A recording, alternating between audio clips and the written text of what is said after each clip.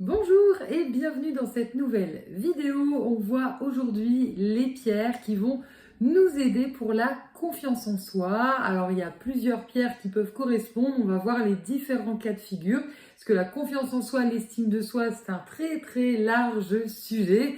Voilà.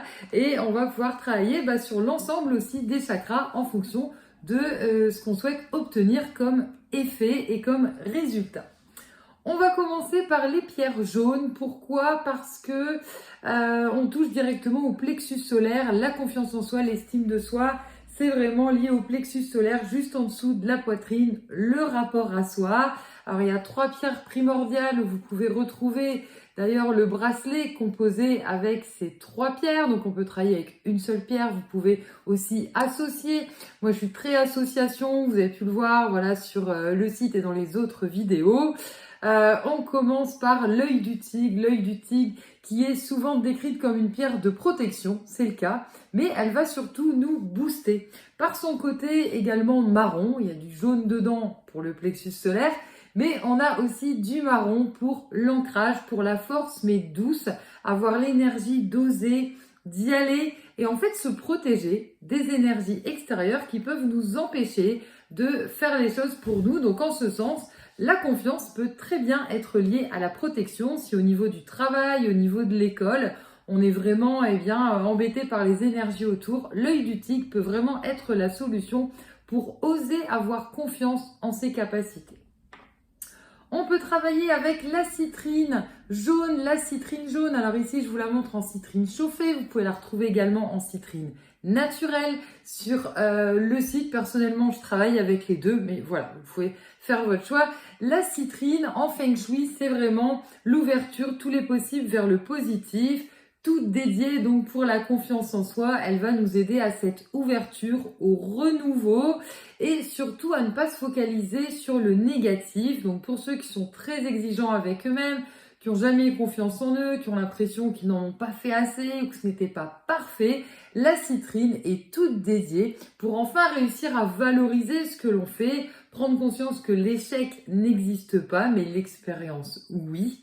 Et en ce sens, pouvoir valoriser le parcours, les épreuves, plutôt que d'être focalisé sur uniquement le négatif, sur ce qui n'a pas été et perdre confiance en soi.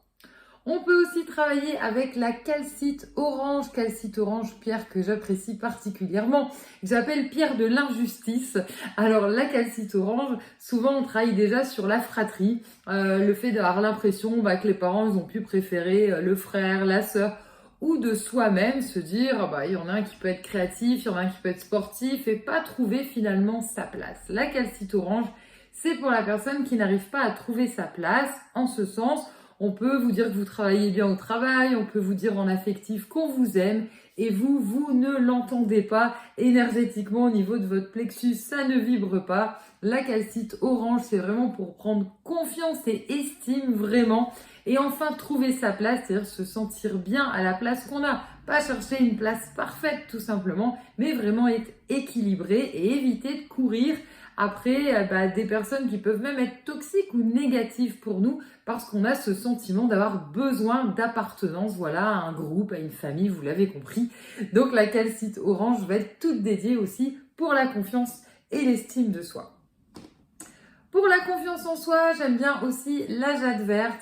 La jade verte, c'est une pierre anti-stress. Ici, elle va nous aider à ne pas perdre nos moyens. Donc quand on parle de confiance en soi, j'aime bien donner l'exemple du permis de conduire. On sait parfaitement conduire et puis le jour de l'examen, complètement stressé, on perd complètement confiance, on fait n'importe quoi, on véhicule son stress et on n'aura pas le fameux sésame. La jade verte, elle est là vraiment pour nous détendre, pour réussir à rester serein, ne pas se faire perturber par tout ce qui est élément extérieur. Alors tout à l'heure, on parlait de l'œil du tigre, on était plus dans la protection. Donc là, c'est vraiment, on ne nous veut pas forcément du bien. La jade verte, c'est plus ce qui est environnant, c'est-à-dire que l'examinateur, il nous veut pas forcément de mal, mais nous, on peut se mettre une pression supplémentaire. Ça peut être les autres automobilistes, voilà, sur la route et on se laisse capter par les énergies finalement négatives qui pour nous, à ce moment-là, auront vraiment une grande importance. Donc la jade verte, c'est vraiment aussi prendre confiance en ses capacités pour pas se démonter en fait. Donc c'est à la fois je suis sereine et à la fois eh bien j'arrive tour à tour en fait à faire ce que je dois faire et à paraître voilà confiante. On peut également travailler pour la confiance en soi avec le lapis lazuli. Comme vous le voyez, on travaille différents chakras. Alors le lapis lazuli est une pierre de communication.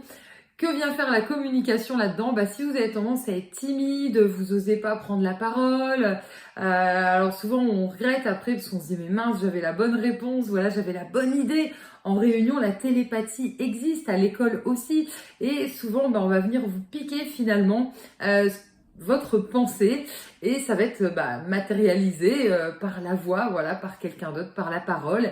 Et vous, malheureusement, vous n'avez plus l'idée, il est trop tard en fait. Le lapis lazuli, c'est oser s'affirmer. Et quand on dit oser s'affirmer, c'est pas que la parole, c'est aussi la créativité. C'est oser dessiner un éléphant rose, c'est vraiment, voilà, prendre confiance et oser tout simplement aller plus loin pour vraiment avoir estime et vraiment dans notre manière de communiquer qui peut être, comme expliqué, verbal, ça peut être corporel, ça peut être voilà même de la danse, ça peut être tout ce qui est en lien avec du dessin par exemple, tout ce qui va nous permettre de nous exprimer pleinement pour des personnes qui veulent faire du théâtre par exemple pour justement vaincre le manque de confiance en soi. Et le lapis lazuli est vraiment la pierre qui sera toute dédiée avec ses petites paillettes de fer. Elle va aussi travailler sur l'énergie d'oser y aller.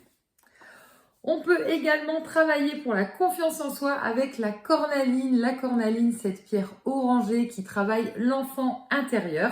L'enfant intérieur, en fait, c'est dépasser toutes les peurs affectives qu'on a. J'ai peur qu'on me reproche quelque chose que j'ai dit. J'ai peur qu'on me reproche quelque chose que j'ai fait ou pas fait. En fait, on est dans les peurs, on est vraiment dépassé par tout ça. Et en fait, on fait pas les choses par motivation, on les fait pas par envie. Donc la cornaline, c'est aussi pour les personnes qui perdent l'envie de faire les choses, de ce fait qu'ils perdent confiance finalement en elles et en leur personnalité, leur manière d'être, et qui vont faire par automatisme, qui vont faire pour faire plaisir à l'autre. Donc ici, la cornaline, c'est vraiment une pierre de confiance en soi, dans le sens de redonner le moteur de l'envie de faire les choses en priorité pour soi. Et la joie aussi de dépasser toutes ces peurs où on a l'impression qu'on va pas y arriver, que c'est pas pour nous, que ça va être trop difficile, trop tendance à se comparer finalement aux autres. Et bien la cornaline est vraiment toute dédiée. On peut également travailler avec le corail rouge. Le corail rouge, dans la confiance en soi, elle développe le moi personnel. Le moi personnel, c'est vraiment penser par soi-même.